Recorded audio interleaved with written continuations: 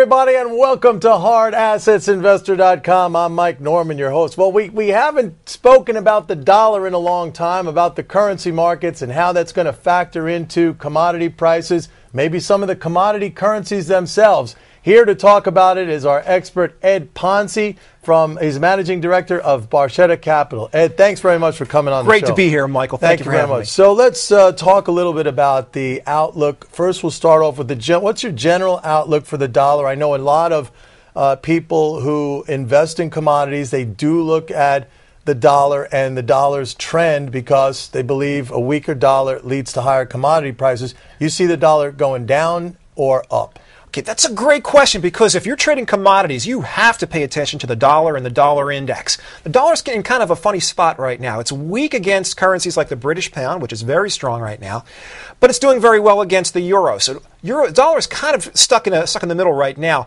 Overall, though, I see the dollar getting a little bit weaker and perhaps commodities also getting a little bit weaker because of that. If you look at that dollar index, this has always fascinated me because you hear a lot of people saying that the Fed has printed money over the last 4 years, starting with, the financial crisis. And certainly we've seen the Fed's balance sheet go from, under $1 trillion to $3 trillion since 2008. But yet in that same period of time, if you look at the dollar index, the one that's widely followed, the DXY, that's actually up about 7.5% or 8%. So it doesn't really square with this view that we've printed all this money and we've debased the dollar. It's actually gone up against a basket of currency, modestly, but it's gone up. Okay, well, the way I look at that is, I look at the way that dollar index is constructed. It's mostly based on dollar against the euro. It's basically about 57% euro in that index. So when we say that the dollar is strong against the index, we're mostly saying it's strong against the euro, which is also very, has its own issues, obviously. So I think if we just look at it strictly against that dollar index, that is very heavily skewed toward euro because U.S. dollar has been weak against currencies. Right. Euro is not one of them. Just this week, for example, Summit for Americas, we had a lot of complaints coming out of, especially Colombia, Brazil, some of the South American countries are saying, hey, this dollar weakness is really hurting us. But that's not going to show up in the index because in the index, we're really looking at the euro. So the euro, of course, has its sovereign debt issues, and that's not going to go away anytime soon. So as long as we're looking at that dollar index, it's a very helpful index. But we also have to keep in mind that a lot of that is skewed toward euro. And because of that, it's sort of like running a race against somebody with their leg in a cast. You say, yeah, we won. But is that really Europe certainly got its problems. Damning with faint praise. Absolutely. Let's take a look at some of these so-called commodity currencies. You look at the Brazilian real, you look at the Australian dollar, Canadian perhaps. What are these currencies telling us, if any, about just the general environment for commodities and raw materials? That's really important. If you're trading commodities, you've got to look at commodity currencies. They're often a tell. Now, I'm looking at Brazilian real. Really got weak very recently. And, of course, Brazil is a huge producer. Oil, right? Metals, copper, and a lot of base metals coming out of Brazil. And I saw that the Brazilian real really went down hard recently. And that is almost a red flag there for commodities prices. Has me wondering if maybe we should, if not short commodities outright, maybe not be so bullish. So would those currencies be more of a leading indicator, or is it more of a coincident indicator because commodities have gone down, that currency's exchange rate has gone down? Is it a leader or more coincident? I think there is a leading aspect to it some of the time. And one thing that's very interesting about the commodity currencies, too, is they're not all based on the same commodities. So, for example, when we look at the Canadian dollar, Canada has a lot of oil. They export a lot of oil. Right. Australia does not. So they're both commodity currencies, but they don't just trade in a flat line against each other. And very clearly there's a big difference because Australia really doesn't produce any oil. It's a big gold miner, though, right? It's like a huge gold mine. And really the whole country is basically selling copper and base metals and gold as well to China. And a lot of coal, everything China needs. So I look at Australian dollar also as a proxy for China. Right. I'll look at the Shanghai exchange and I'll look at that and say, wow, if the stocks on Shanghai are not doing very well, I would be concerned about commodities, and I would be concerned about Australian dollar. Now, are the trends in those currencies sort of corroborating what we're seeing right now in terms of some of the softness, economic softness, or are they maybe starting to suggest that period of softness is ending? 2 weeks ago, I would have told you it looks like the softness is ending. Really? But since then, there's been a big emerging market sort of unwind. It looked like we were getting our act together with the emerging markets, but over the last week or so, it's really unwound. And that leads me to believe that we're not quite out of the woods yet economically overall. As far as the entire global economy is concerned, we have strong patches, weak patches. I'm very concerned about China.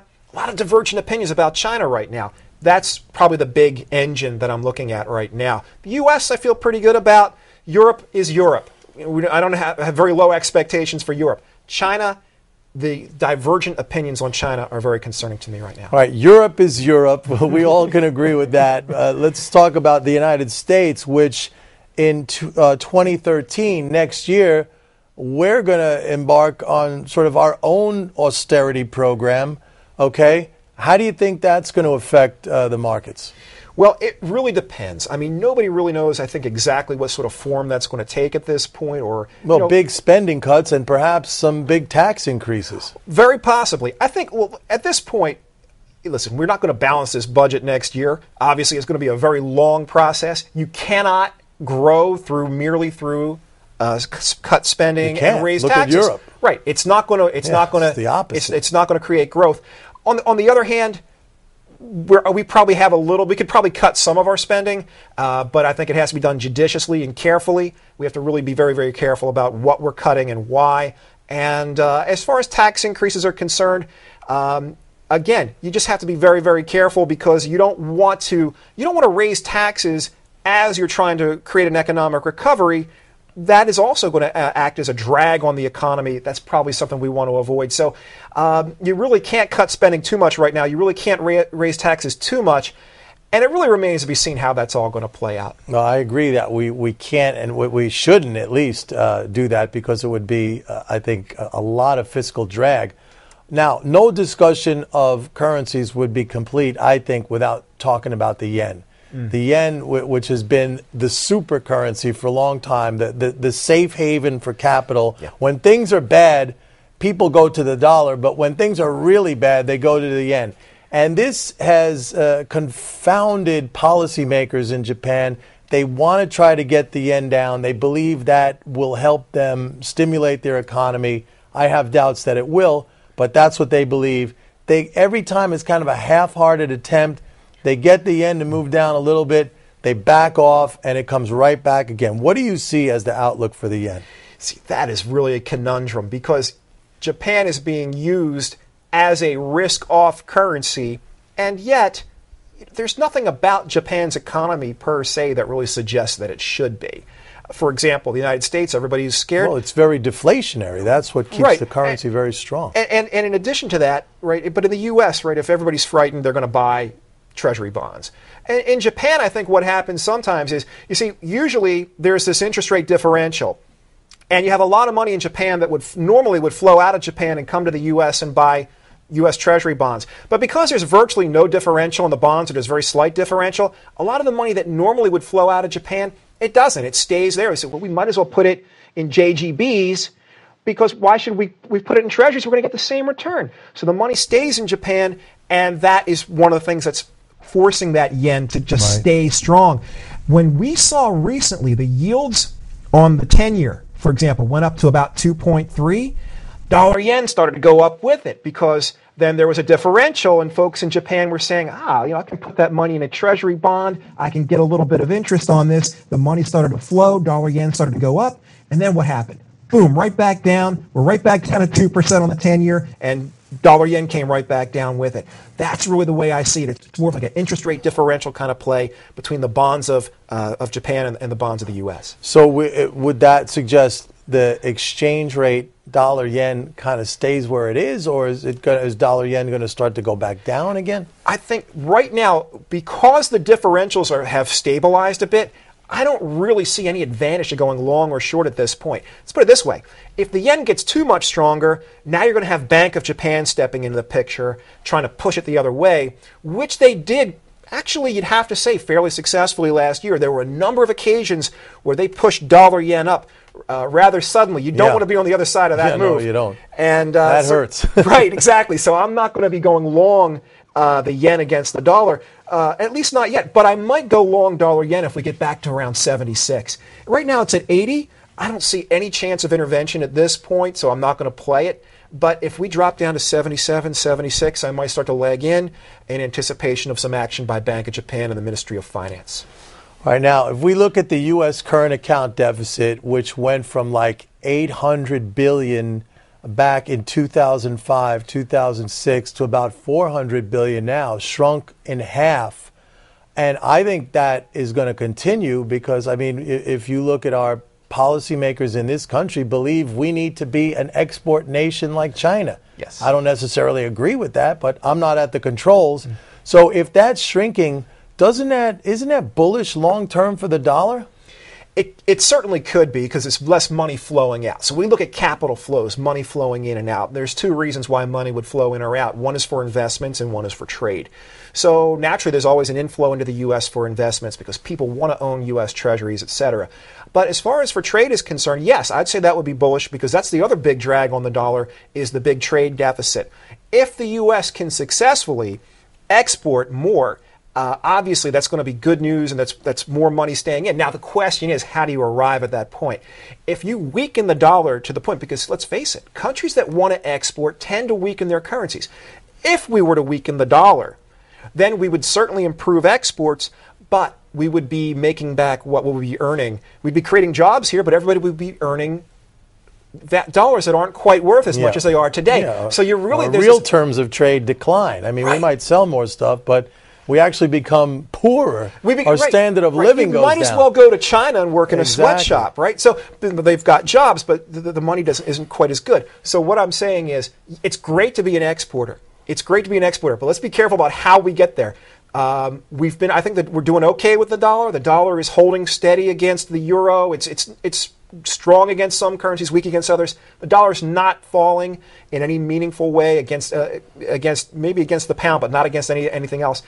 And let's keep it that way. If we can keep the dollar where it is and increase exports at the same time through trade deals such as what we were working out with Colombia and Brazil this past weekend in the Summit of the Americas, if we can do that, that's fantastic. As long as we're getting those exports the right way, if we get it by deflating the dollar, by devaluing the dollar, that's the wrong way to go about it. That's the wrong way. I got to ask you quickly before we end this, the Chinese, the renminbi, what do you see there?